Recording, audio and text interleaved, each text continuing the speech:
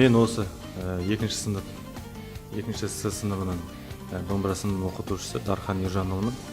Биылғы міне 2016-2017 оқу жылына жоспарланған күмбірле домбыра деген атты эксперименттік домбыраны сабақ жүзінде жүргізуге арналған сол кешеннің ұстазымын.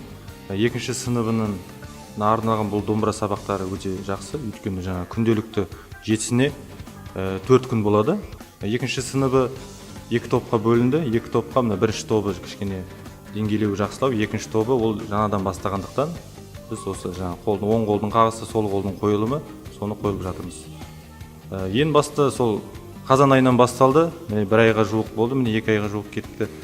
Үйренген әндеріміз Қадыр Мырзалидің сөзіне жазылған Табиғат сыйы деген ән үйрендік. Менің елім деген ән бастап жатырмыз. Қадыр Жұмекен Нәжіменеттің сөзіне жазылған. Сосын сонымен қатар халық күйі Кеңес күйін үйрендік. Міне осы 1,5 айда осындай нәтижеге жетіп отырмыз. Бұл енді осы Нұрорда мектебінің басшылығына рахмет.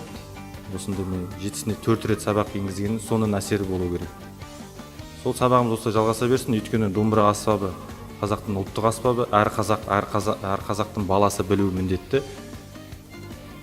Деген әр отбасында әр бала осылай домбыра осындай деңгейде тартатын болса, онда аспап ешқашан ұмытылмайды деп ойлаймыз. Өйткені Мұхтар Мағауиннің сөзі бар: өмірі мәңгілік емес, өнер мәңгілік деген. Сондықтан өнеріміз, ұлттық өнеріміз осындай кішкентай бүлдіршіндерден басталады.